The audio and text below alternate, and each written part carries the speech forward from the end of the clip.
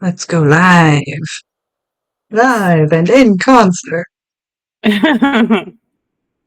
Two girls, one ship.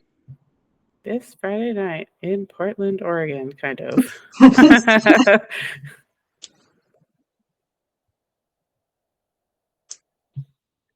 Mary, hold on. I'm not ready for you yet. How do I open Shadowheart? Wrong one. No. Tonight is not Shadowheart. Not this week.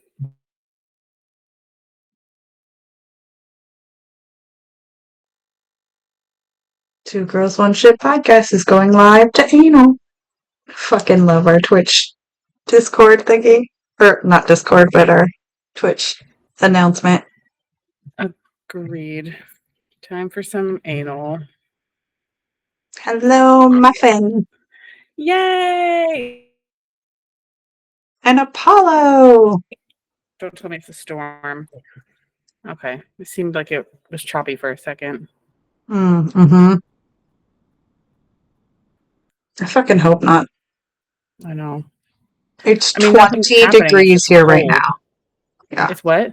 It's 20 degrees here right now. Yeah, it's 24 where I'm at. It's weird how it's like that different. I feel like we're really close to each other, but we're still like, how many miles? 10 or 15, something like that. Yeah, 9.9 apparently from my city to or where I'm at to your city. I don't know exactly where. You don't need to tell me. No. I Your was suburb, I should say. I was thinking about Apollo in Skyhold. He can be in a couple different places. Most likely in the battlements, near the stables. He says that Colin disappeared for him. And Muffin, thank you so much for subscribing. Love you.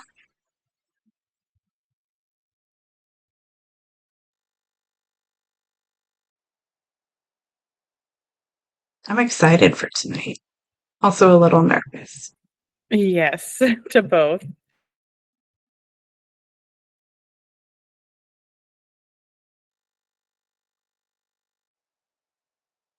Okay, Mary has assumed his position. Why, hello there, Bat Knight. And big spoiler alert for you. We are starting Baldur's Gate 3. Yes. Hello. Oh my god, Cass.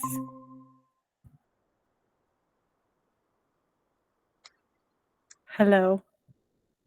Hi. Hi. Oh my god, you can't see my face. I can see you now. I can see There you is. There I am. Can you guys hear me okay? I was trying to debate if I should have my headphones or not, so you guys can hear my sexy sounds. No, you sound good. Okay. You sound great. Yay. Super sexy. Yes. Super sexy. Oh, I don't like my light. It looks so weird. Can't see my face. You have a halo around you. I do. I don't know how to fix that. Unless you have a light in front of you or you want to turn around. There we go. What am I going to put? You know what? I could probably put this on a table. That'll work. Just hearing noise and click clacking. It's fine. Oh, that works. Yeah. That works. How do you blur your background? That's so interesting. If you're using Google, you can hit the 3 dots and then choose your camera effects.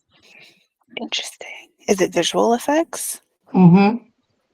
Haha.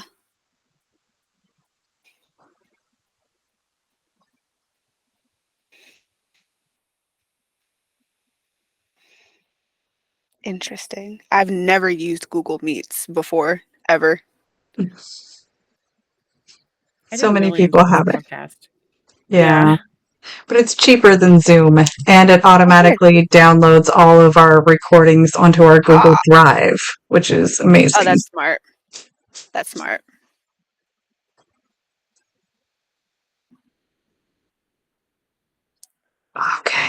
All right. I think we're good and set. You are all good. So And do I just leave and then come back through that link? mhm. Got it. Bet. Yep. We'll see you in about like half hour, 45 minutes. Yes. Love you. Yeah. Love ya. Yay. Okay. I'm so ready.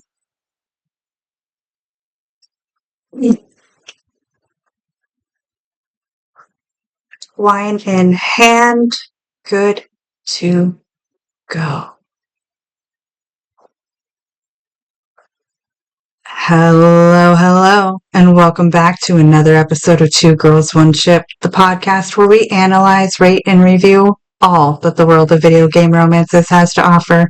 I'm Genesis, the girl who hasn't watched Xena in over a decade and is so happy that it still holds up so far. It's back on Amazon Prime right now, so I'm rewatching it. I need to watch it. My week is different than yours yet again. I'm Vervada, the girl whose literal, actual administrative boss at my real world job messaged me the other day to read freaking Draco Hermione fan fiction Manicold. Like literally out of the blue, told me to read that fan fiction. Oh And I was my god. I've been told to read that so many times, so I finally started reading it. I have thoughts. Overall, I am enjoying it though.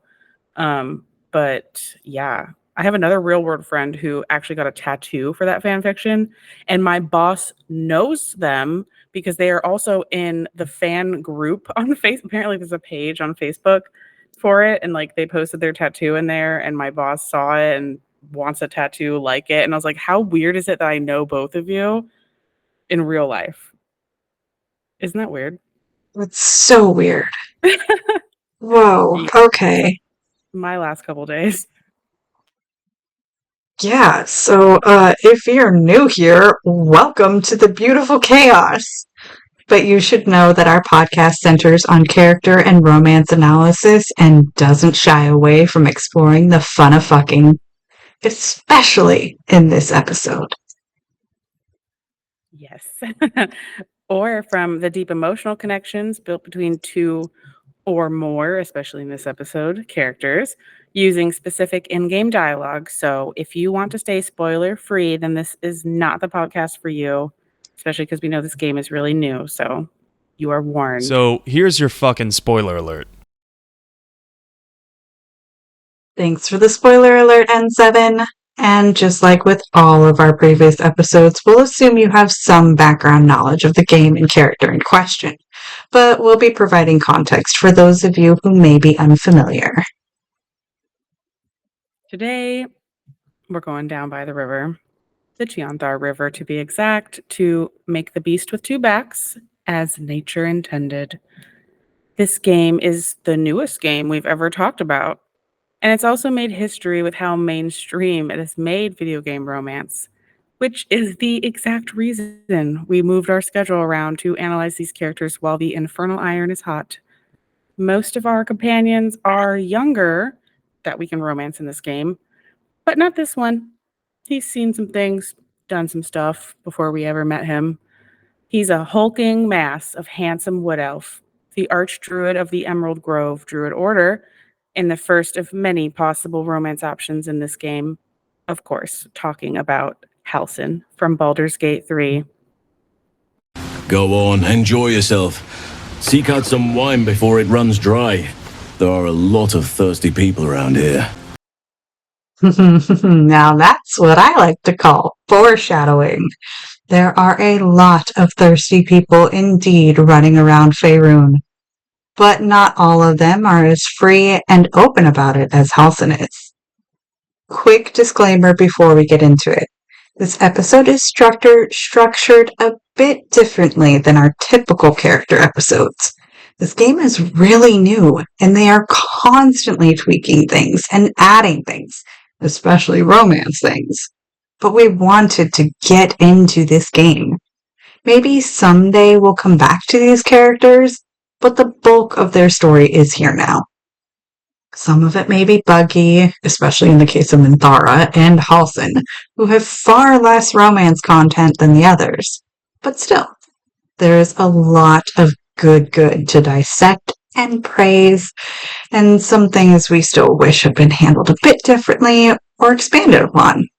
But before we talk about his love life, let's talk about his early life. Halsin states in the game that he is 350 years old. He's one of the only companions with a specified age, and he's also one of the oldest.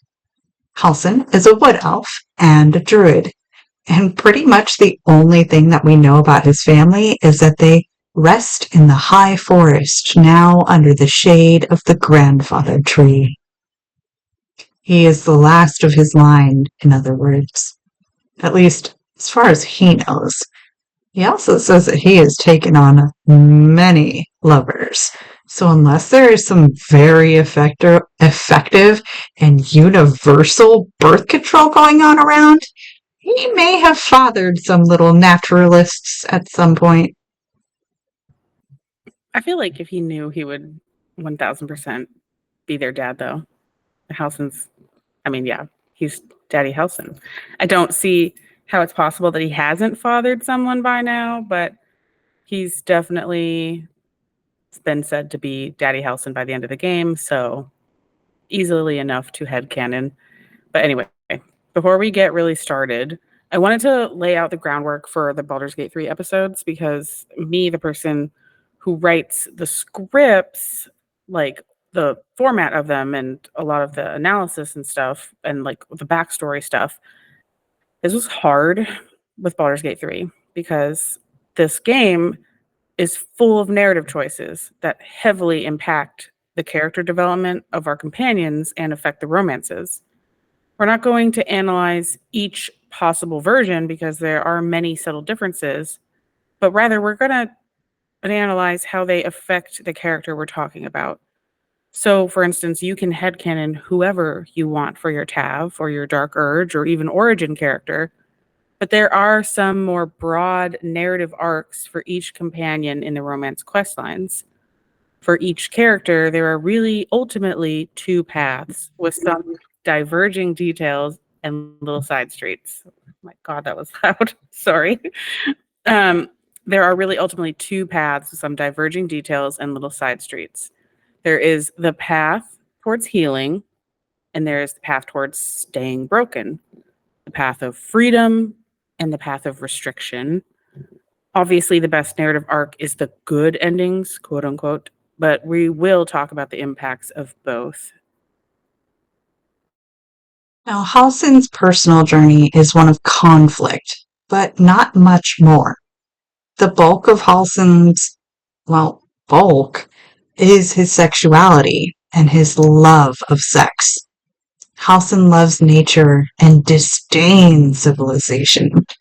He feels regret for not being able to lift the shadow curse the first time he tried, and is at odds with the demands of leadership as Archdruid, conflicting with his personal desire to just turn into a bear and go off into the wilderness, eat honey, and roam the forests alone.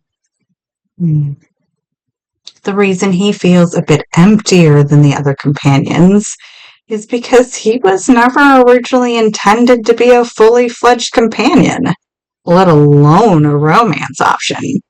He was just an NPC in early access that assisted you in the Grove in Act 1 and removing the Shadow Curse in Act 2.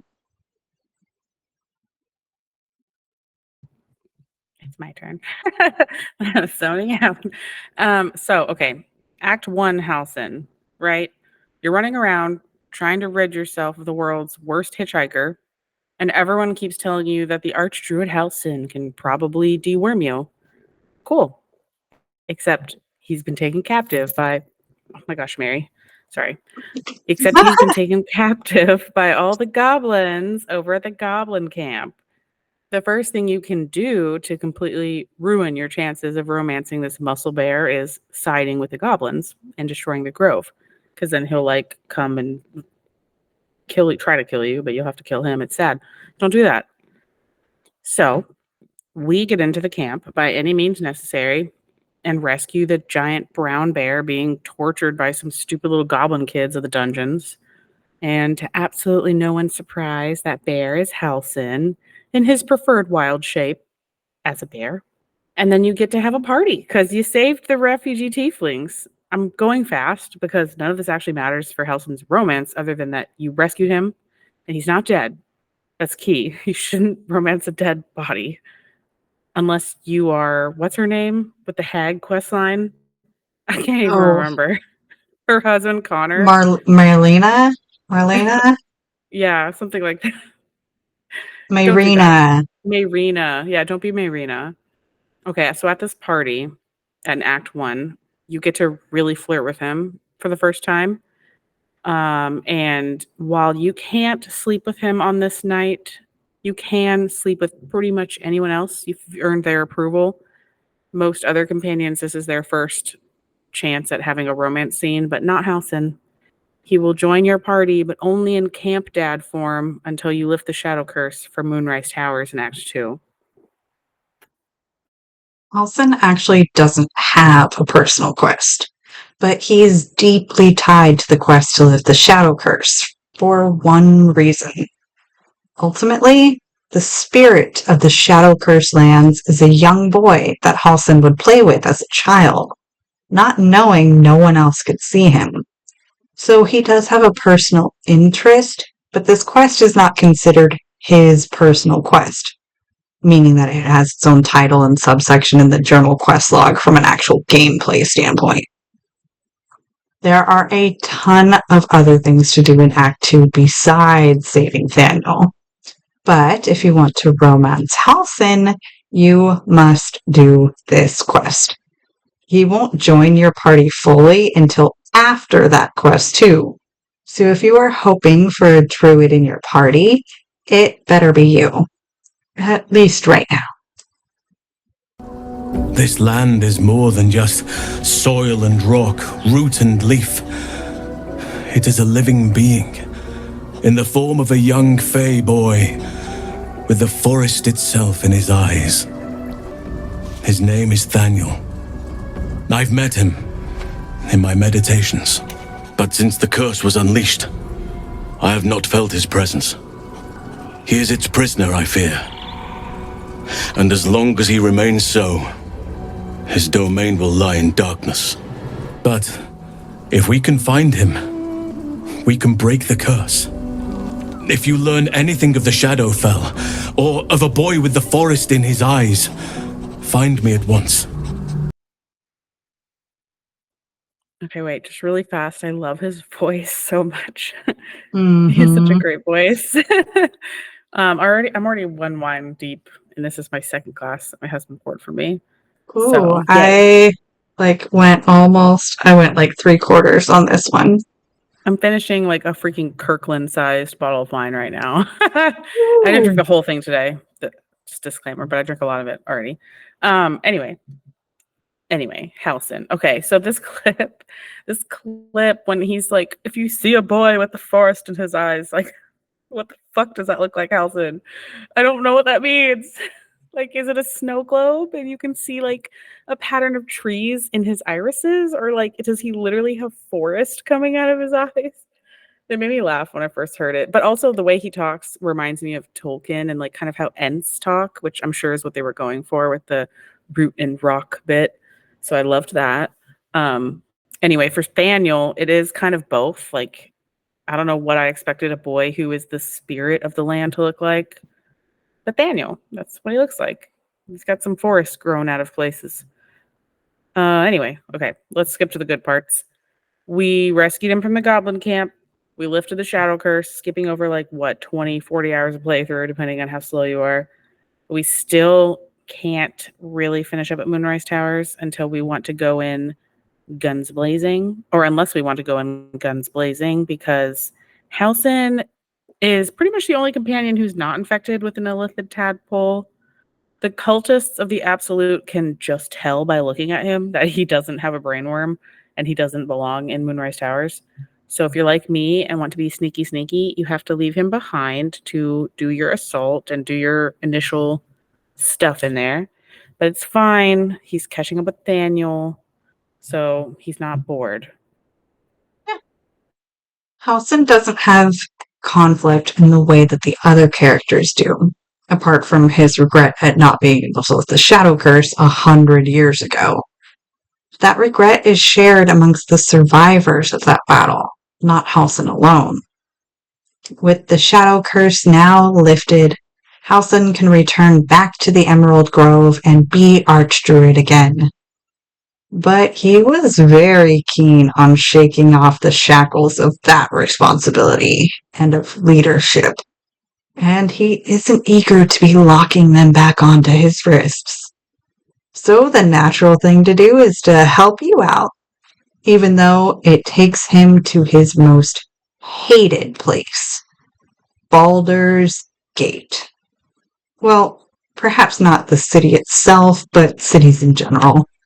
The ground is covered by cobblestones, and the sounds of nature are dulled by the cacophony of city life, and there is no forest that he can simply melt into. No solitude, no respite from civilization. Halsin will say that a society should be judged by how it treats its most vulnerable, and that Baldur's Gate might deserve harsh judgment from what he sees there. Yeah, Halsin's just so good. I noticed that he says might deserve harsh treatment or harsh judgment. Halsin, being a druid, is trending towards lawful good, but almost he's pretty neutral. Like he'll seek balance at all times and choose nature over anything else. His foil is Minthara. You know, I love me a foil. Minthara is a character that until recently was only able to be recruited if you betrayed Halsin in the Grove, but there is a workaround now, allegedly, outside of Sheepthara. That apparently doesn't work anymore. I haven't done it yet, but I definitely will be because I need Minthara. Most characters have a foil in the same story, and an easy way to tell is, do they inherently have beef? Do they got a lot of tension? Not in the sexy kind of way either. Halsin is a foil to Minthara, Shadowheart to Lae'zel, Astarion to Gale, and Karlach to Will, for example. Where Halsin values freedom, Minthara values rigidity. Halsin does not desire leadership and readily gives up his responsibilities. And Minthara is a natural leader who holds on to power. Halsin's journey shows him correcting a self-perceived mistake of his past and healing nature, upholding his beliefs as a druid. Minthara's journey is one where she once again breaks a vow she made and walks a path where she betrays what she was once loyal to, finding a new cause to swear herself to yet again. Outside of that, there isn't much else to talk about with Halsin because he just didn't get a lot of content. They are adding new lines all the time. They're working overtime at their patches. And perhaps he'll get an expanded backstory someday, but that's not today.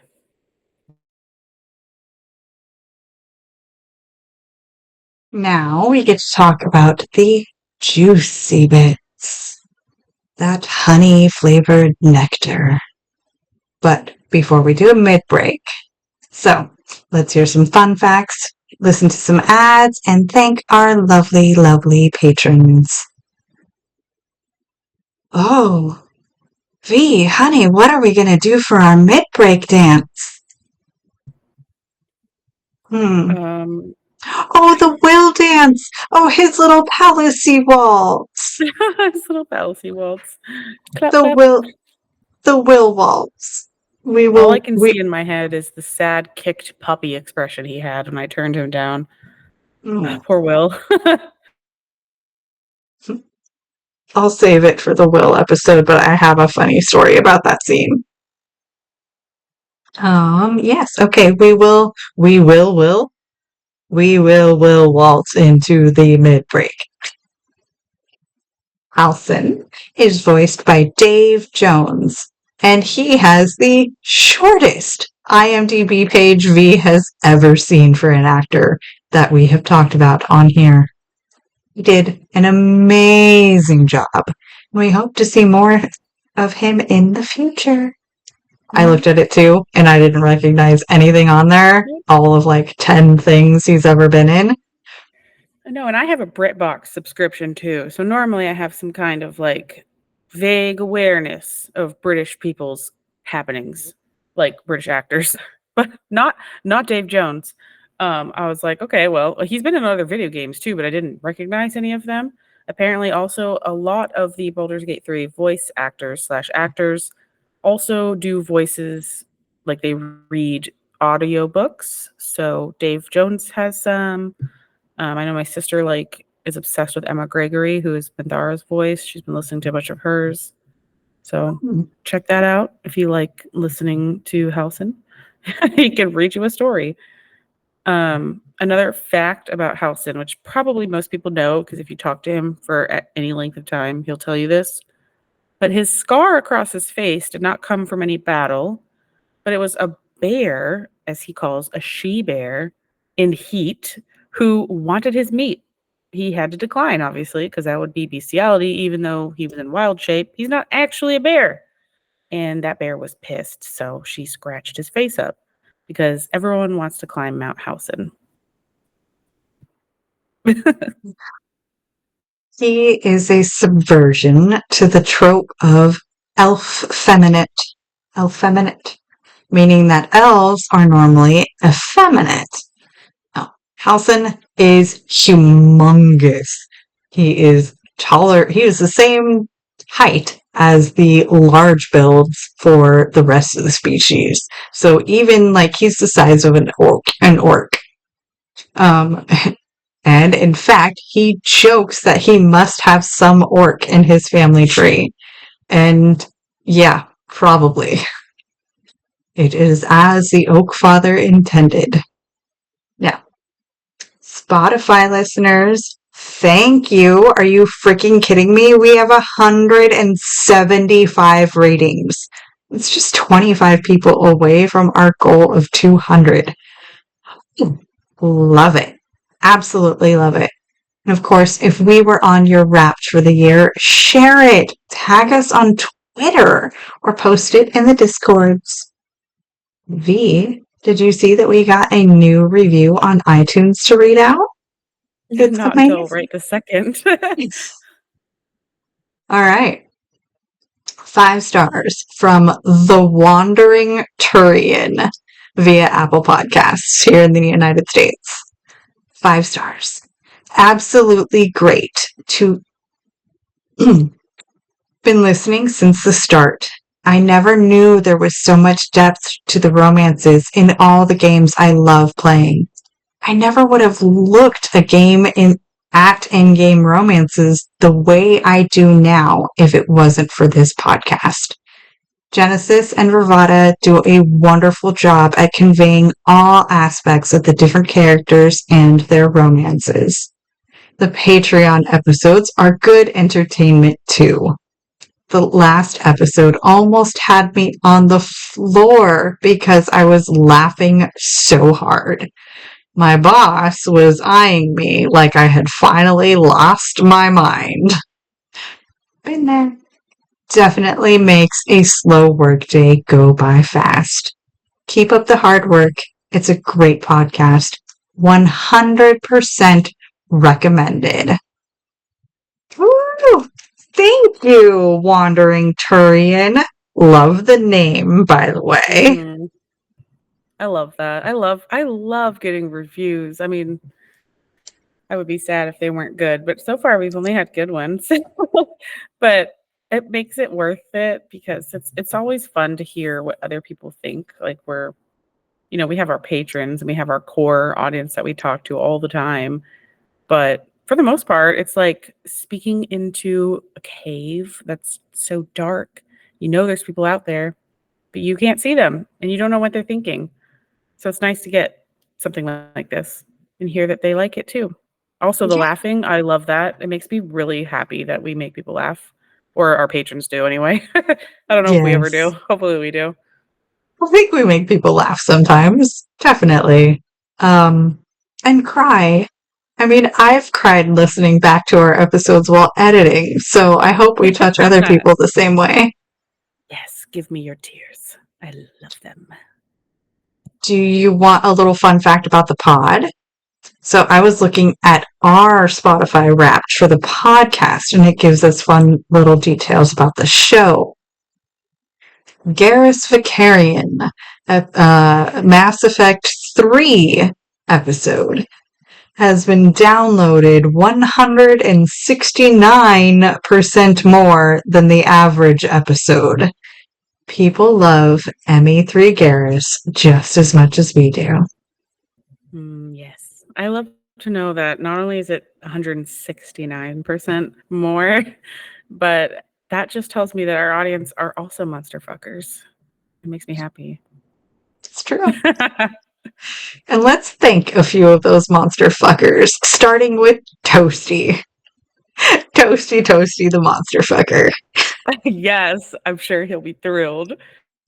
Oh, he's proud of it. We've talked about it many, many times. Oh. But also on the list of patrons, not necessarily MFers, are Apollo and Becky, Daddy Bat Knight and Stone Mystios, Muffiny Cake, Mackenzie, and Wynn.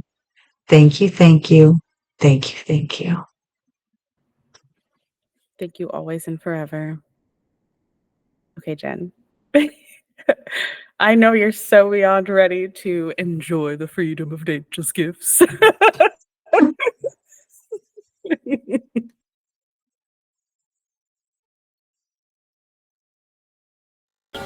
You're too modest. I wager you don't even know how extraordinary you truly are. But I do. I have lived a very long time. I have taken many lovers. My heart does not stir lightly. But it does now.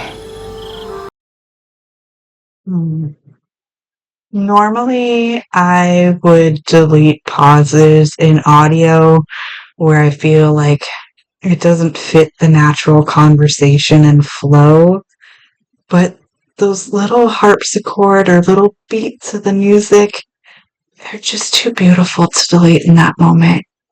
And of course, what he's actually saying here is that his heart has been dormant for a while. His body hasn't felt wanting or needing.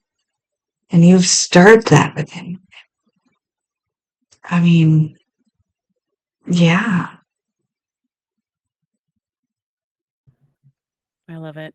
I am thoroughly disappointed that he does not have more romance content or just content period, because I think he's a great character. Obviously, they added him in more because the early access players were like, I'm obsessed with Halsin. Please give us more of the man, bear, druid, wood elf dude.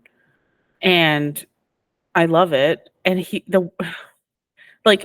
has some of the best, most romantic lines for having the least amount of romance content, really, alongside Mithara. So I love his lines. It gets me in my little demi self, which is weird because I'm not really attracted to him that much, because he is so forward about how he only wants sex in some playthroughs, depending on what you're doing. And so for me, I never really saw him as anything I would desire, but then he starts talking like this. And I'm like, wait, hold on. I did what? I'm what? Yeah. No, he definitely hits a lot of different types of buttons, because he can be so sweet and caring and romantic, and he really does give some of the best kisses that I've seen. We'll talk about this a little bit later, but each character has a downtime kiss scene where you're hanging out in the camp, or even in between battles and cutscenes. You can just be like, hey, I want a kiss. Very similar to Dragon Age Origins. Thank you for bringing this into my life. I love it so much.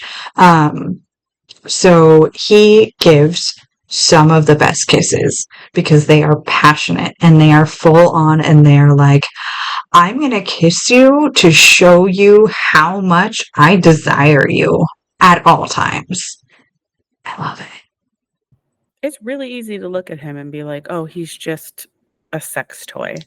Like, he's so much of a fan service plant, it feels like, at first glance. But then he opens his mouth and you realize that's not all he is. Nobody is all that they are in this game, especially.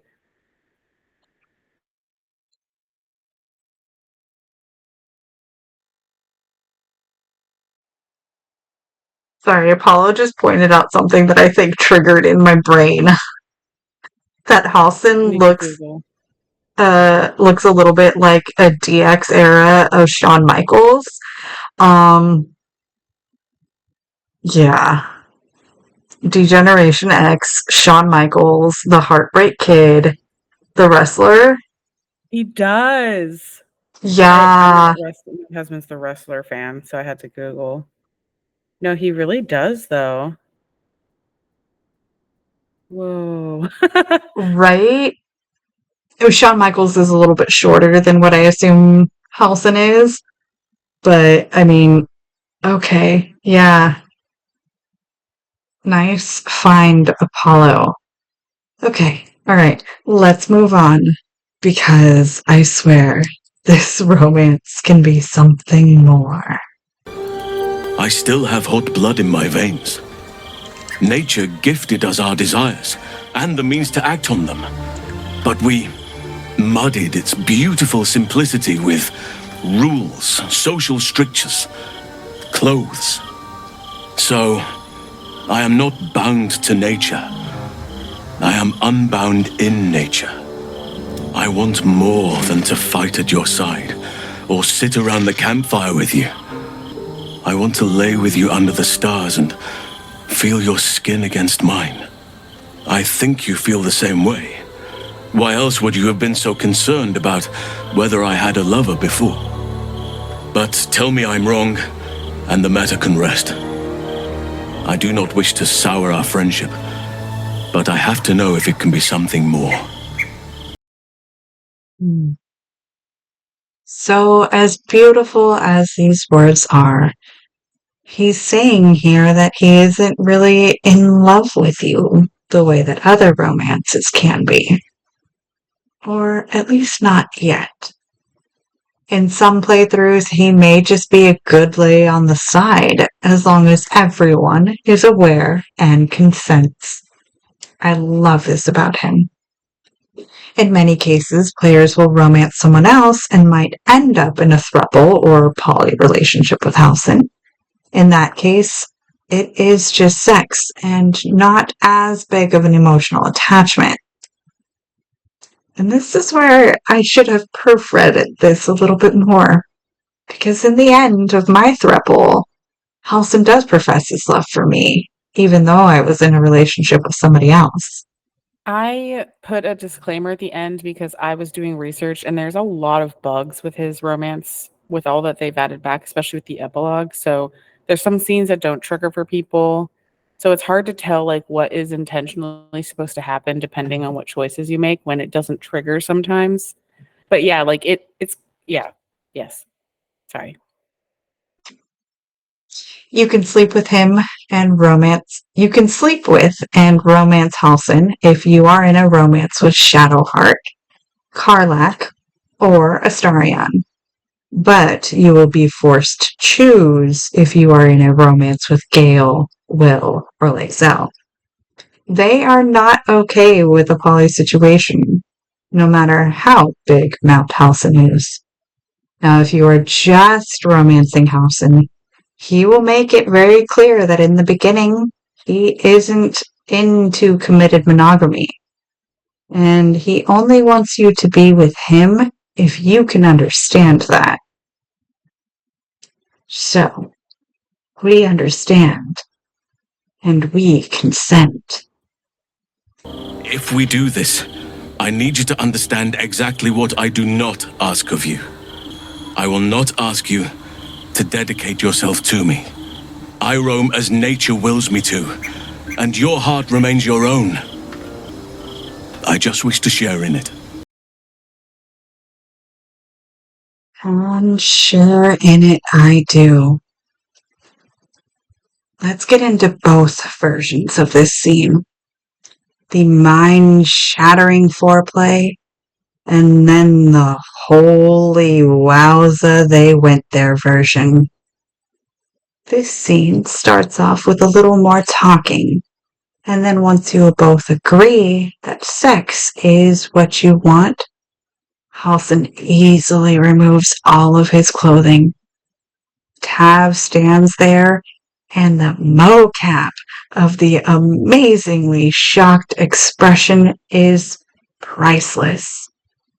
We get to see this beast of an elf in all of his glory. He grabs you by the waist and pulls you in for a deep and passionate kiss. I love the way this man treats your body. You pull away and walk towards a tree. Back to him, you turn your face and give such a sexy, coy smile before you duck around the corner to strip away your clothes. We get a lovely ass shot as he walks around to watch you. And just as nature intended. And whoops, that was too much for our bear friend. He drops to all fours and transforms into his bear shape. Now it must be the monster fucker in me, but damn, even in bear form, he cocks his head in the cutest of ways before transforming back. Holy shillelagh. Halsin is packing heat, and good lord, did this scene change for me after they added jiggle mechanics. Are you fucking kidding me? That thing hangs low.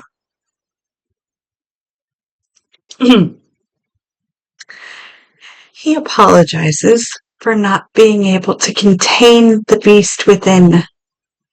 And this is where the scene can go in one of three ways. You want the bear, you want the man, or you want out. Let's go with the humanoid version first. Halsin moves you up against the tree, and again with those kisses. Then he moves down your body, and Halsin prays to the Oak Father at the core of your temple.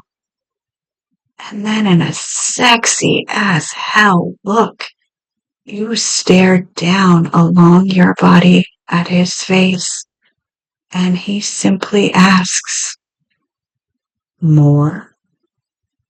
You nod, and the camera pulls away to a full shot of Halsin on his knees in front of you, sucking on a nectar sweeter than honey. Now, Wait, What? time out. I didn't read this before you. I'm sorry. This is a lot, especially for drunk me. Holy shit! I didn't watch the scene, so that's wild. Oh my god. Okay, go on. Sorry. Didn't you see the screenshot I attached to this document? Okay, yeah, for the listener, the only thing that was in the script, because Jen usually at least creates the Google Doc for me, and the only thing that was in there with that, and I went to start writing this, was a screenshot of Halsin and a Tav naked against a tree from afar, and I laughed so hard when I saw that. But I didn't know about the sweet nectar. Okay, that got me. Yeah, that was a good one. I should start writing fanfic one of these days. You should. Okay. Now, for the version that caused an uproar on the internet. You can tell Halsin that you like the bear form. And he is caught off guard and he asks you again, you like it? And your response can be one of three ways. Yes. Change back again. Let me have the beast and the beast have me. Option 2 is to go back to human form and save the bear for another night, or option 3 is a hasty retreat. Let's dance that fine line and go for option number 1. But he warns you, you'll be untamed, vigorous, and, well, large. His transformation back to bear knocks you over. You're on your back in the grass. He hulks up to you, and you sit up to place your small hand on his massive muscle. A smile flits across Tav's face, and then you lay back down. He continues to move up your body, and the last thing we see is his fur before the camera goes to a squirrel. Yes, a literal squirrel in the tree, just trying to eat a nut. I mean, little cutie lets out a shocked squeak and drops the net. We then hear a grisly roar, and Squirrely Poo runs away. That's it, guys. That's less than a bear fucking than I saw in The Revenant. Nothing is shown. All you see is a bear walk up to you. But it is quite risque to even have the concept in the game, let alone showing that it is happening off screen. Now, I personally have done both scenes. My half-drow female had the human, and my large-billed male tiefling had the bear. I honestly enjoyed the human side more, and I don't think I'll be going bear again. I do it once just to see a type of scene for me. But I've done it. I mean, for science, that's what I always tell myself when I do those, and then I save scum. My sister said something in the chat, which I think was funny. She said, the squirrel wasn't the only one dropping nuts that night. It's true. It's very true. Accurate. Yeah.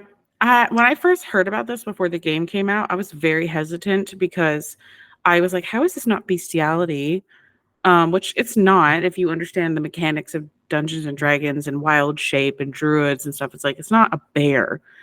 It's not even house. Like, I mean, it is kind of weird, I guess, because it's like house and just the wild shape implies it's just he's changing his physical appearance, but he has his mental state still. He's not a bear. He's still house and just looking like a bear. But I do think they added a little bit of a blurring of the lines when they made him like uncontrolled transformation into a bear, kind of like akin to a werewolf like type of shifter romance type of thing. I'm not sure how closely that follows D&D lore, like if that's a thing that happens to druids. I don't know why this would ever be a thing. Someone would know. I mean, maybe someone would know because everyone in D&D just like fucks everything that moves. So, you know, maybe someone established this lore at some point. That's why it's there. Well, and he's a wild shape druid. That's why he's got so many other forms. Yeah, that's what I mean. Fact like, that is sometimes it normal for them to just like lose control and randomly wild shape into a bear, or is it a Halsin specific thing because he's so comfortable as a bear? No, it's a wild shape thing. Wild magic can surge at times of heightened emotion. Okay. And so the fact that he's so anticipatory for this, he's running. It's like Karlach. He's running too hot, and he's got to let off that steam. That's what I really actually like though about it is Halsin is so easily written off as just like a fan service fuckboy. Like he's just there to have sex with, There's nothing else. And you can treat him like that.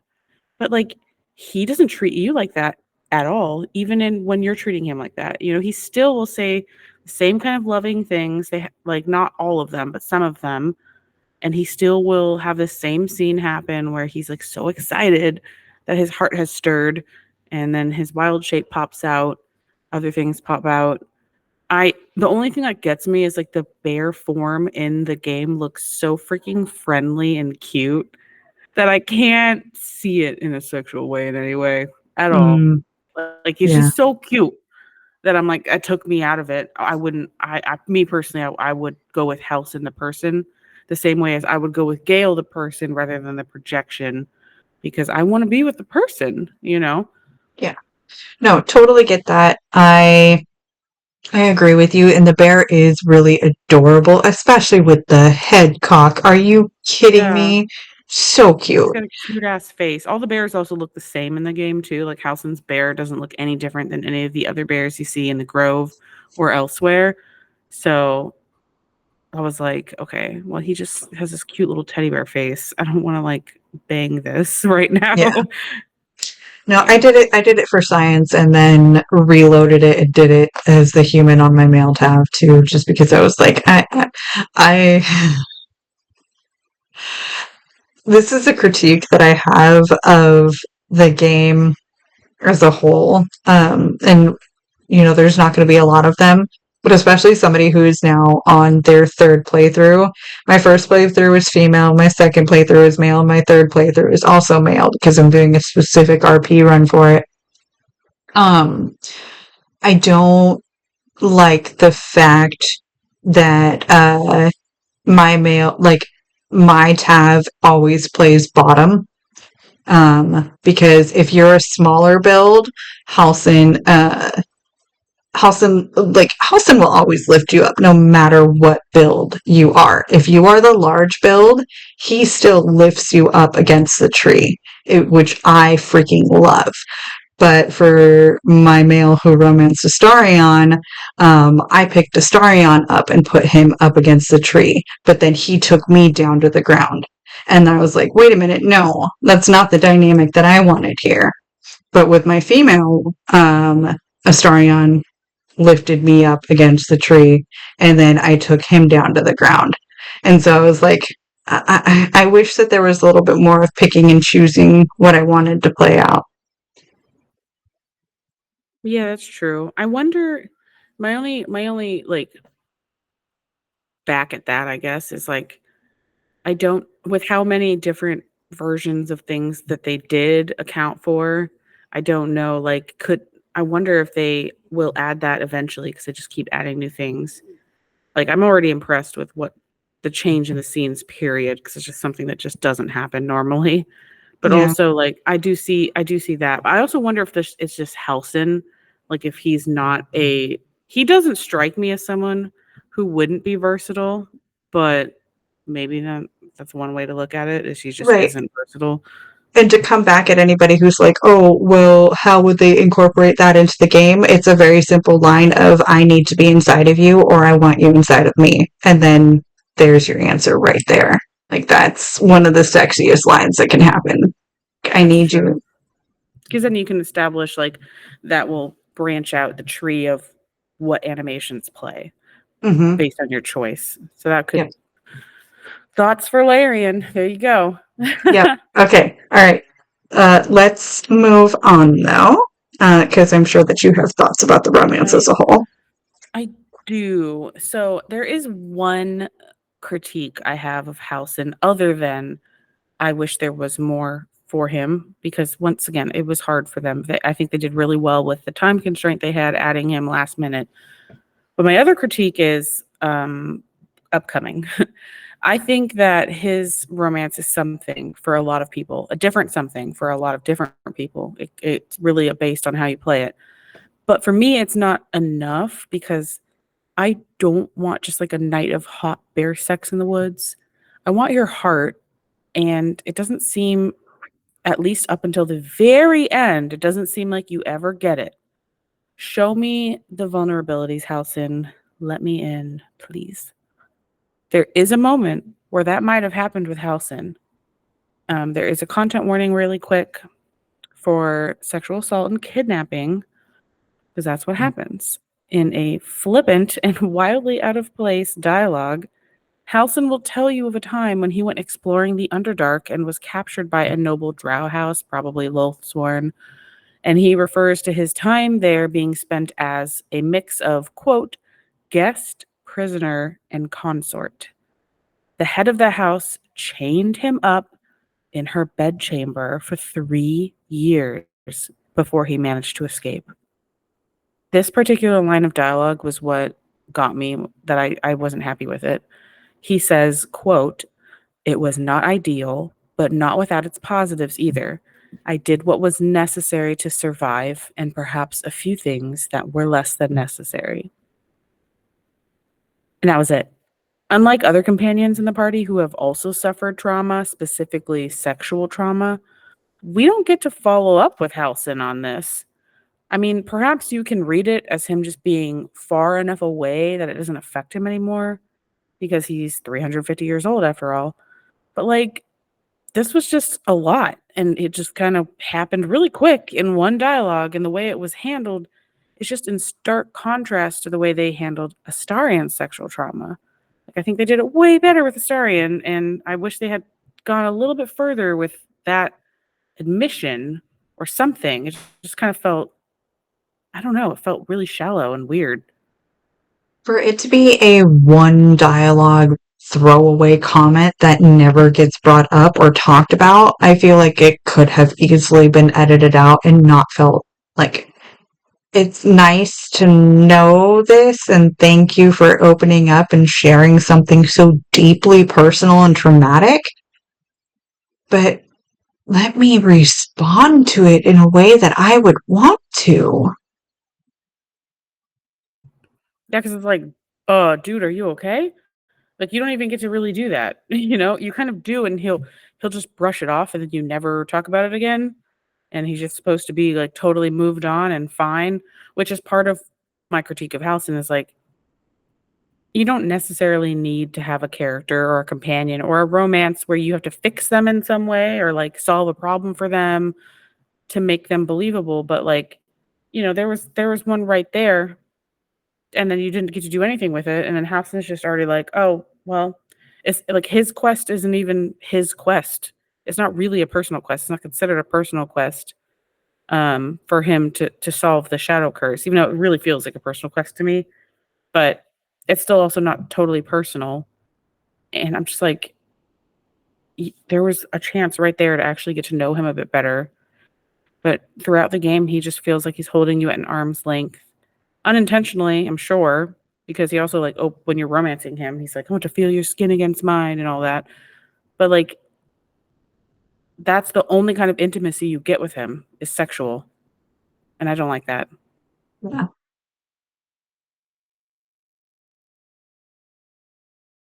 It's still you. Oh, it's still me. Sorry. I was I see. I thought that was an audio clip. That was just me doing that. Okay, so but just because his romance isn't as fully fleshed out as some of the others due to his last minute addition to the main cast rather than just as a helpful NPC, I think he still has some really epic lines to say. Whoever wrote these lines, like bravo or brava, whatever the gender neutral of that is, I don't think we can have one. Brava. Anyway, he can really weave together some beautiful words to say how he is feeling, despite the game reminding you that Halsin's main duty in love is nature. He isn't planning on sticking around at the end, and with no brainworm, at least before you kill the nether brain, it seems like he will outlive the lot of everybody. Like, everyone else has a brainworm. But he won't remind you of that, which I think is very nice. He's really living in the moment. Instead, he'll say shit like this to you. That was something I had dreamed about for some time. And now I realize just how woefully meager my dreams were compared to the reality. I would still be there with you now, if the sun hadn't intruded on us and the city hadn't stirred for the day. Like, can you imagine a partner saying that to you after a night of passion? Are you kidding? I actually really like how he sounds old world because of how old he is. Even Astarion, who's old, he was turned so young and he's been isolated for so long. You know, the rest of them sound pretty immature compared to him.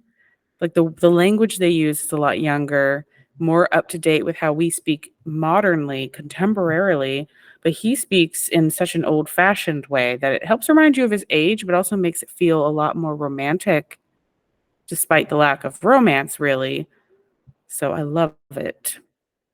But by the end of the game, this is when it seems like there's really no chance for an actual romance because there's like one way. It's like I said earlier, it's kind of weird because it's kind of glitchy with Halsin right now.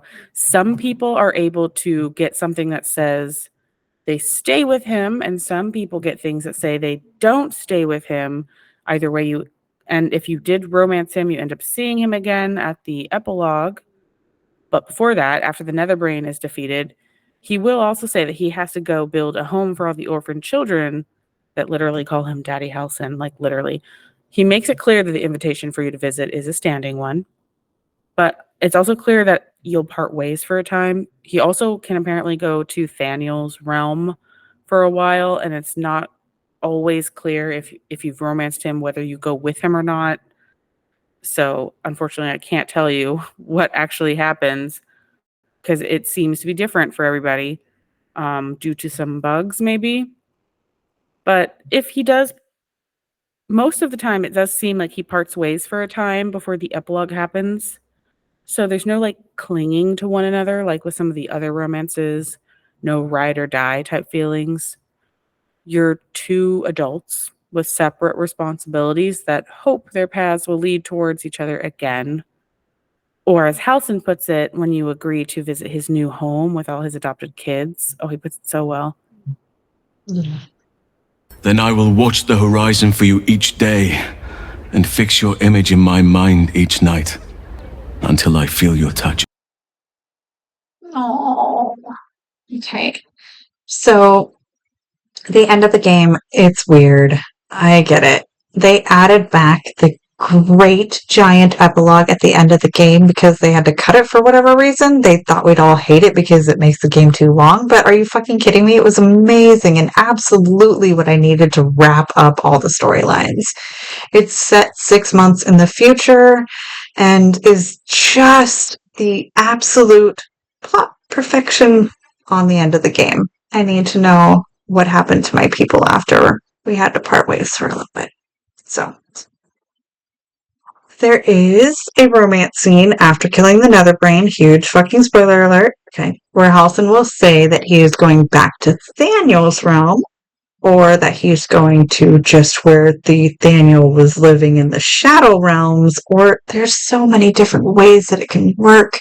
And it's like some people got that, some people didn't, like he was talking about. Okay. So let's go with how my personal epilogues went. Because like I said, I romanced him twice and in 2 different ways. Now, for if you have romanced Halsin alone, because of stupid ass reasons, my first run was a Halsin only run.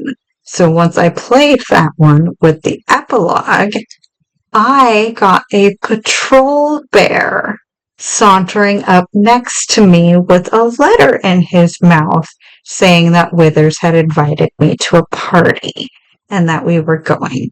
Halsin then walks in with me into the party and we go about our lovely times. We talk about how the last 6 months have been amazing working with the kids in the former Shadow Realm. So that's what I got. Now, on my second run, where I romanced Astarion and had Halsin as well, it was, I have missed you. It has been so long since I have last seen you. And I think it was implied that I had gone and seen him during that 6-month period in the Shadow Realm. But I also had other stories to tell to him as well. So, there's a lot of different ways that your story with Halsin can end. Good. Okay. But this line really hits. What we have made shall outgrow us both, and, Oakfather willing, stand as our legacy. Tell me, are you happy with the path we tread together? I took you from a life of high adventure to one that can be described as, well, anything but. I thought perhaps that seeing everyone once again and hearing of all that they've been doing, it might awaken some regret about the life we lead. You could have done anything, gone with anyone, yet you chose me. Aww. And that is a dialogue option that you get in the epilogue if you have romanced Halsin and Halsin alone. And yet, you chose me. I mean, yeah, obviously. Like, I don't know. For me personally, like when I heard this line, I was like, of course I would choose you. I didn't, just spoiler. I didn't romance Halsin because of what he appeared to be to me when I played the game the first time. But he's a lot more than that, as we've hopefully demonstrated so far. I mean, we can only hope they'll add more, but that line is all these last couple lines that we've played. They're so beautifully written. They're so sincere and genuine and romantic. And it's like this perfect meeting of, it's weird, like Halsin as a character, despite not having a backstory so much compared to the other more core main cast companions, he's like this perfect amalgamation of what Jen wants and what I want and a romance companion, you know? Like, I wish obviously there was more. I always want more. Something that I absolutely really like about Baldur's Gate 3 is it's one of the first times where characters proposition you, you know? Like, most of the time you have to initiate the romance. And while when I first played it and everyone was like, can we be together? I want your taste, like Lae'zel, okay. You know, I was like, this is a lot. This is just like a lot. Like, everyone wants to fuck me. And at first I was taken aback, but then I was like, when has it ever been that a romance companion initiated anything? It makes them feel a lot more real. Most of the time, you have to do all the flirt options. You have to directly ask for a romance and like whatever. But in this game, it's like you don't really have flirt options. You have approval, and then they offer themselves to you and give you the opening, and then you can take them up or not. And almost all the time, I mean, well, all of the time, it's okay to say no. It's just varying levels of sadness in their eyes when you decline. Will, I'm looking at you. He broke my heart when I turned him down. But yeah, for Halsin specifically, like, ultimately, he comes down to 3 core traits. He's got the love for nature that's at odds with civilization, this hilariously stereotypical love of bearish things like honey and wandering. And then the final one is his love of sex, all of the sex. And that's ultimately the trait that they dove deeper into because they knew it would be the one that everyone wanted the most. And obviously, that's the one that landed with everybody. We all talk about only the romances, I feel like, in Baldur's Gate 3. If you go to TikTok, that's all that you'll see, especially Astarion. But, you know, I'm glad that he loves sex. I wish there was a little bit more to him. He has some really great lines. I need them to be more. All right. I love it, and I love him. I don't think that there will be a playthrough where I don't romance him if he's an option for me. I mean, there on my current Dark Urge playthrough, he's dead, so I can't fuck the dead. So there's that. And then of course on romances where my partner is not open to it, I don't think that I'm going to pick him over one of the other core companions. But I really truly did end up enjoying my playthrough where he was my first and only. So, Halsin, you do get the record of being my first love in Baldur's Gate 3. So, congratulations to you. I actually don't know how this would work. I forgot to mention, I didn't write it earlier when you were talking about who will accept poly relationship with him or not. Minthara does not accept you being with anyone else. She is very monogamous, but I'm not really sure like what the mechanics are around her being with Halsin because up until very recently they were mutually exclusive party members. You would never have Minthara and Halsin. So I don't actually know how that works. If someone knows, be sure to tell us in Discord or on Spotify or wherever. If Yeah. Halsin and Minthara, like, because Minthara is very much not okay with sharing you, but Yeah, I Halsin don't is. think that I So would. I don't think it would. I think she would be among those who would not accept a poly relationship. I just don't know if that's actually possible at this point to like even talk about in the game. I don't know if they've added. I don't know. Maybe by the time we get to the Minthara episode, we will have that answer. Right? Now, of course, I'm going to romance him. This man whittles ducks. I mean, come the fuck on. I have a duck tattoo. I mean, are you kidding me? Physically, I am very attracted to him. I love a man that can make me feel small. At 5'9", it doesn't happen that often to where I look up and feel like you can make me feel like the tiny little petite woman I have never been. Okay. I feel like he can pick me up, and that's a big plus for me. So, yes. And apparently, as Apollo pointed out tonight, he looks like the Heartbreak Kid, and he is definitely one of my celebrity crushes. Who has welcome. So, but Oh, I didn't hear any of that. You really whispered. oh, I did. Okay, that was a loud whisper. Long story short, I've met the Heartbreak Kid. Yummy. Ooh. Yeah. Okay. And that, lovely listeners, is where we would normally end the show. But we have a member of the K Squad, my Gemini twin. And while I've heard her be called many a things, you can call her Cass. Cass, click that link, babe girl. Get back in this chat room. Bye. Hi.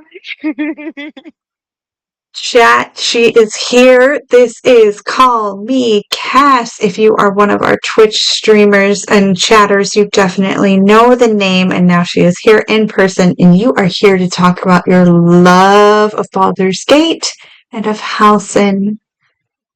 Why don't you give us a little bit of your origin story and how you came to love Baldur's Gate? Okay, so it's kind of weird how I came into contact with Baldur's Gate. I was watching someone play it in early access, and for no reason at all, I got obsessed with it. I like went to bed, woke up thinking about Baldur's Gate because I've always wanted to play D&D. I played a starter campaign of D&D, but other than that, never really got into D&D after that. So having Baldur's Gate just be like a video game iteration of that really intrigued me. So that's kind of how I got started. And when I say I got obsessed, looking up classes, characters, what I was going to do, who I was going to do, all of it. All right. And then how did you come to learn about Halsin? Apparently, I have a type. I don't see it. I don't see it. People say I don't see it. People say I have a type, but I was wondering who I was going to romance. Somebody was like, I know exactly who you're going to romance. I said, no, you don't. Yeah, they did. They sent me a picture of Halsin. I said, oh, who is that? Absolutely. I romanced him. Yes, I did. Obsessed. So did you romance Iron Bull and Inquisition? Ironically, no. Cullen was my first romance for Inquisition. I think I romanced Iron Bull maybe like my 4th or 5th playthrough. Hmm. It was good though. It was spicy. I liked it. Iron Bull's one of those ones that's kind of the outlier. You have to be accepting of his dynamic rather than like ooh, that's my preferred body type of man before you get into a relationship with That's him. fair. Yeah.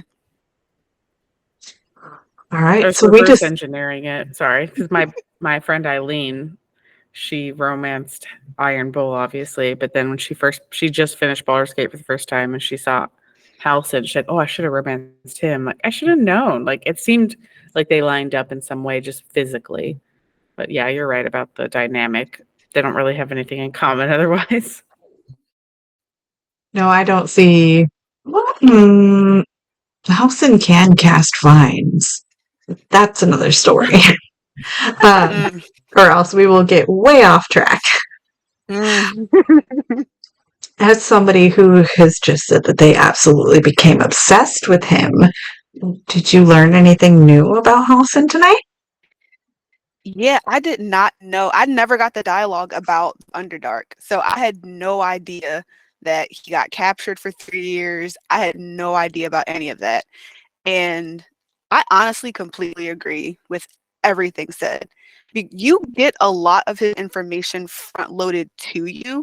So having a dialogue where it opens up that you can be open with him, it makes no sense that you can't go further than that because that's a lot to take in. And then you just go on to, oh, I like ducks. It's like, it's a weird disconnect when you learn something like that and you just gloss over it. Whereas with your other companions, you learn something about their past. That's how they open up to you. That's how you get to know the person underneath all of the baggage, all of the trauma that's there. You don't get that with Halsin, which that kind of took me for a loop. I don't like that. Apparently, it's a very specific set of dialogue choices, so it's very easy to miss, essentially, which also bugged me because I'm like, okay, well, it's kind of handled a little bit like not well, for lack of a better term, because 2 glasses of wine is apparently my limit.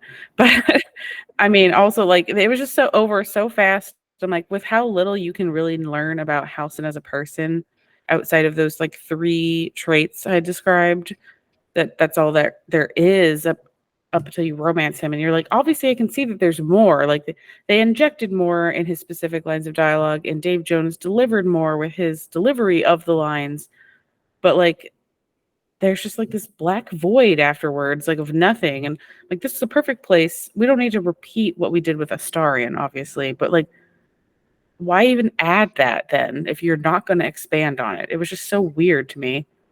That honestly felt like, I call them catalyst scenes. That felt like a perfect moment to have a catalyst scene to where you kind of jump off in his romance.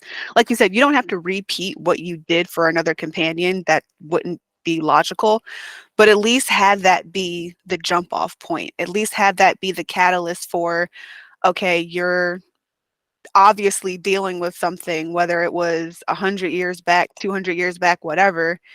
Let's work on that. Let's talk about it. And you just don't get it.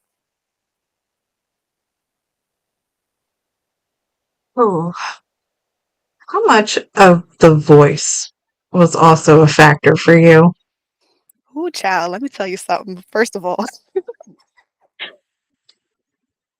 that voice go crazy. 350 years, I could feel it. I can hear it. Um, it's I'm a big I'm a big believer of your voice has to match your face and your face has to match everything about you when it comes to characters. Halsin does that. So having that voice, that gruff, that puts some bass in your voice. Oh, I love it. Perfect. Speak to me every day, all day, 24/7. Yes, I agree. I Okay. have a question. Did his like inherent daddiness / later on in the epilogue where he's literally like, I adopted all these orphans, Did that do anything for you? Because I know it did some things for some people. I've never gotten that dialogue before from Oh. him because I got tipped off that his romance kind of started late. So Mama Needs Her Rocks kicked off first before all of that. So I romanced Astarion to kind of like hold me over to get to Halsin. But if you have a main romance, your epilogue after you defeat the Netherbrain is with that main romance. So my epilogue I got was with Astarion. I never got anything from Halsin, with Halsin, by Halsin, to Halsin, nothing. So I've I never gotten got that both. dialogue before. So Really? yeah, so on my most recent tab, my tiefling, when he ended the game, I got both. Halson came to me first and talked with me and everything, and then after I was like, okay, we'll spend like a couple of months apart, and I'll come and see you with all the children later on. I promise to come and see you, and then he gives me the dialogue of, I will wait to see your vision until you touch me. And then it immediately went to Asterion going, what do we want to do now that we have saved the world and all of that? And then I was like, yes, I want to travel with you and I want to do these things with you and everything like that. And then the next scene was that Asterion and I had gotten a letter to go and visit the Withers' party.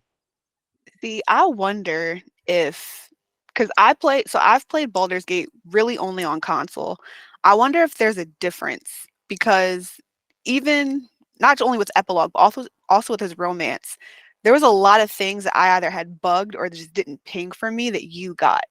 So I wonder if there's like a weird thing going on between PC and console that's just not matching, because every playthrough I've had, it's always been Astarion and Halsin, and I've never gotten Halsin's dialogue after the game. And then I wonder if that has something to do with it too, because when I showed you my version of the Halsin scene, you were like, I've never seen this. I didn't even think about the fact that I'm PC and you were on console at the time. It faded to black for me, and oh my god, when I saw that for the first time, I got cock blocked by a console, y'all. I really did. I was pissed. You weren't But why would cockblocked, honey. that You were clam matter? jammed. Oh my god. That's It was so like annoying. he pushed my first playthrough, he pushed me against the tree, he kissed me, and then it faded to black. And I just thought that was the human romance. I thought that they didn't program a human version of his romance. I just thought it was the bear or a fade to black. No, it's not. You get fucked good and proper as a human if you're Halsin. Okay, because I saw the fade to black scene on YouTube and I was like, not sure if that was YouTube's thing or if that was actually how it worked. Okay, see, this is what's one other, like, it's not a critique because the game's new and they're doing stuff, but it's like, this is what makes it difficult to talk about them at this point in history, but we couldn't not do Baldur's Gate. It's just so zeitgeist at this point. We have to do it, but it's hard because everyone kind of has like a bespoke experience and also bugs exist. So like for me, when I finished my first playthrough before they had reinstated the epilogue, I did not romance Halsin, but my romance scene with Astarion played while I saw Karlach T-posing in a wagon inside Baldur's Gate. Like I didn't even hear the dialogue. I just saw it playing across the bottom of my screen as captions, and all I could see was Karlach T-posing inside of a wagon in Baldur's Gate, like the city. It was so glitchy and weird. I sent a Snapchat to my sister when it happened because I was like, "Is this how it's? This is obviously not how it's supposed to happen." And then I reloaded later, and it worked fine. But it's like this is what's happening to people. It's like things aren't triggering right, or they're not playing at all. And I went through a whole Reddit post of like different Halsin experiences because, for instance, the epilogue, like some people had it where they had what you had, Jen. So it sounded like where the narrator says like, oh, the bear version of Halsin comes up bearing a note in his mouth, and you take it while you scratch behind his ear. And like some people had that, and other people had that happen. And then Halsin would later, during the epilogue, talk to you as if he hadn't seen you for 6 months, even though the narrator just said that you took the note from his mouth and scratched behind his ear. Obviously, you've been together. So like it's just weird. I don't know if it's because he's the least content romance alongside Minthara, or if it's just kind of across the board. They're still kind of fixing things. But yeah, it seems like the consensus is that you're supposed to be able to stay with him if you so choose. So sorry if you didn't get that experience. But apparently that's what you should get if you want it. I had a character. I finally got the epilogue as a Dark Urge, and this again might be another factor, but she went up to Halsin. Basically, he gave dialogue as like, "I miss you, I miss us," and then I was still able to kiss him as if we were still in the romance. Girl, I know. Listen, I will leave Astarion at this party if you ask me. I really would. I really would. Just me and you. They don't ever got to see us again. I never considered doing anything but Astarion until I started doing research for this episode, because obviously I didn't get a lot of these dialogues with Halsin, and I was like, okay, hold on. He's got some flowery words. He is not just a body that he can use to make you feel really good, which is I thought what he was, which is why he did not attract me in any way, because that's not my thing. I need some romance. He's got it. Yeah, he does. Now, Cass, do you feel like we did this romance justice? Did we do your boy good? 100%. Absolutely. Yes. Yes. Woo! I honestly, I made so many notes on like the stuff that you had sent over. Literally word for word, bar for bar, you guys said like everything. So I had like nothing extra to add. I was like, "Ooh, this is going to be a good episode." All right. I love hearing that. If you don't have no notes, then like get choked up. Not even choked up. Like I don't even know what the proper phrase is. Freaking when she was doing her breakdown, did you also freak out? No, because I've seen all of it. I was like, I've seen all of it. I felt like I was listening to a forbidden audiobook and not Jen, my co-host, like describing a scene. I was like, oh my God, and he did what now? I love it. I've also only ever romanced the bear once. It was my cleric of Seluna. I only ever did it once. I got the screenshots to prove I did it. I'm not gonna do it again. I'm good. Which, again, I mean, kudos to Larian for like, y'all know how to do marketing and y'all do marketing well.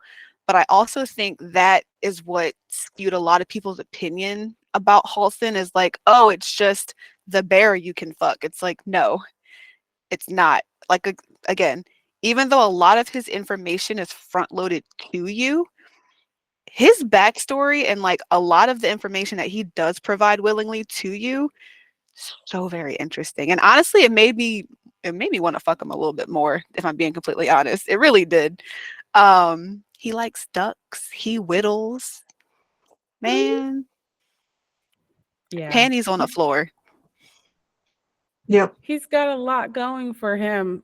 That was actually something I saw too. Other people had said online, like his relative simplicity compared to the other companions, and like the way they were handled and the depth and the details that they were allowed and given, it makes him stand out, and not the best way, which is why his sex is highlighted, because it's kind of all there is in some ways. In a lot of playthroughs, that is all there is.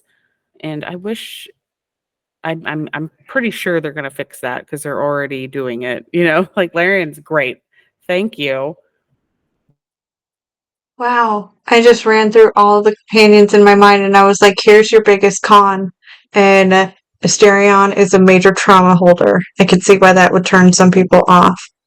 Gale literally has a ticking time bomb in his body and is still crushing on his ex. Will sold his soul to a fucking devil. I mean, come on. Shadowheart has got some major religious ties that some people could definitely not be into. Lae'zel can scare the shit out of a lot of people with going, I want to taste your flesh on day number 1. Okay, yeah. And then Karlach, you can't touch her. You know? It's like there, and then Halsin's just like, hey, I'm a big happy elf man that really wants to show you a good time. I'm literally a teddy bear. Like, Yeah. he could be the answer. Like, for all these, there's, I'm sure, players who are intimidated or not interested in all the rest of them. And Halsin could be their answer. Okay. Now, our last question, Cass, is as somebody who has done multiple full playthroughs, what makes you want to come back each time? Honestly, it's literally the narrative and its characters. Y'all know me. I love a good narrative. I love a good story.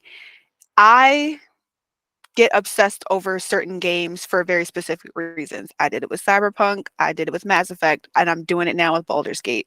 It's because the characters are so genuinely intriguing, especially when you have a game that gives you so many options and so many variables. No playthrough I've had, unless I intentionally did it, have been the same.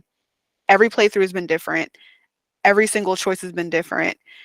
And I'm actually almost did all the romances. The only one I haven't done, I think, is Will and Lazelle. Because again, like you said, Lazelle scares the shit out of me. She really does. But that's like the main reason I come back to Baldur's Gate. It's just the narrative. It's so good. So good. I agree. Cutscenes, carnage, combat, and carnality. Like, Yes. so good. Now, Yeah, that's it. No, just yeah. Sorry. Agreement. yeah, okay. Now, before we wrap up the show, is there anything that you want to shout out or plug? I just be around like a ghost. I'm just chilling, vibing. Y'all will see me in the Twitch chat acting a damn fool. So good times. We're also pretty active in our Friends of the Pod on the Cups Podcasting and More Discord. Yes. So she Also is the acting a same. damn fool. She is the same Call Me Cass across all the Discords. Okay, right. Thank you. Thank you for being here tonight. Of course. Thank you for There's having me. nobody else I would have wanted on this Halsin episode.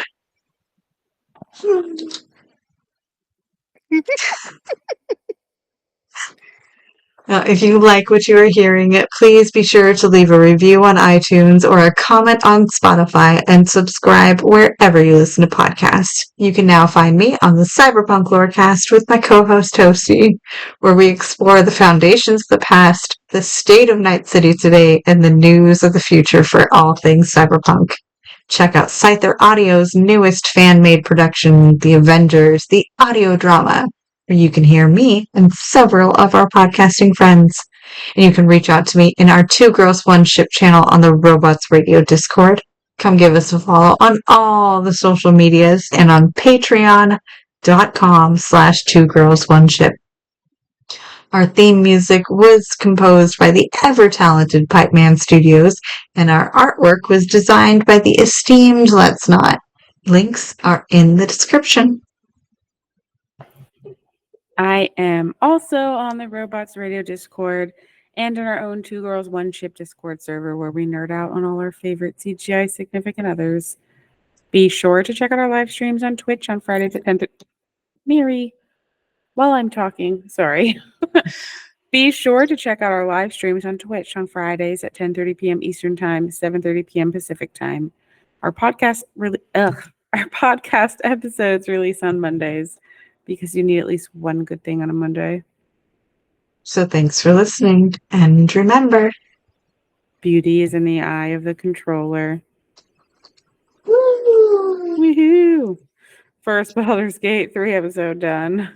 Probably one of the Yay. easier ones to write too, just because lack of content,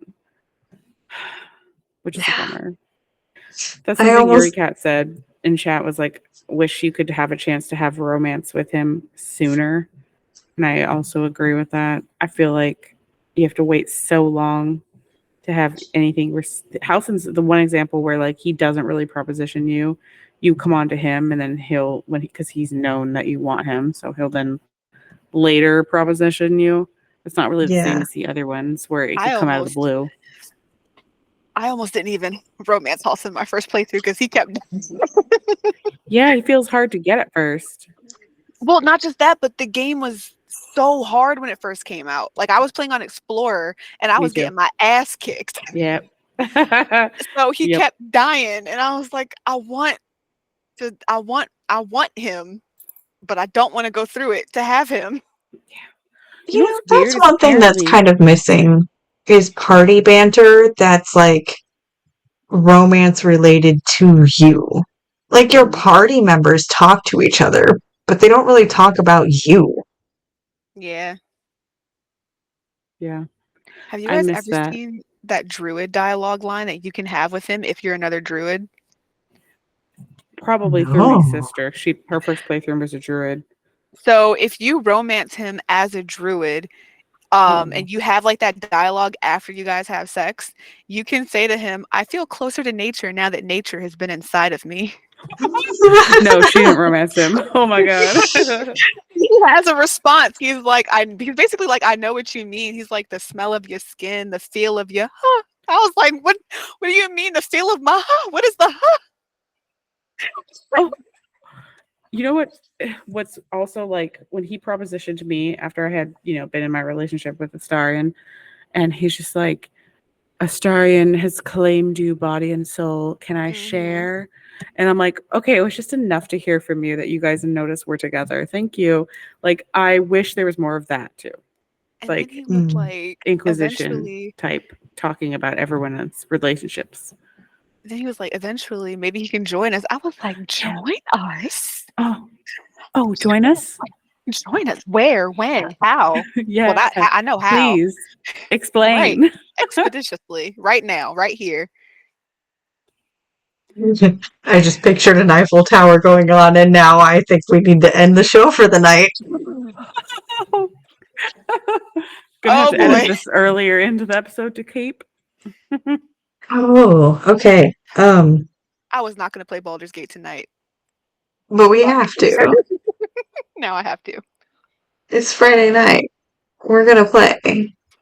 Oh, whoops. Hell yeah. There we go. Okay. All right, chat. Thank you so much for being awesome. I am also afraid to scroll back and look at what was happening while I was doing my breakdown. Lots. Lots. Yeah. It should be fun editing and listening back to my own self saying all those words. It'd be a nice day in tomorrow editing because it's going to be a fucking blizzard. Oh, yeah, for sure. For Yes. the two, and for all of us, actually. Keep that keep that over there. Keep that over there. All right. Good night, chat.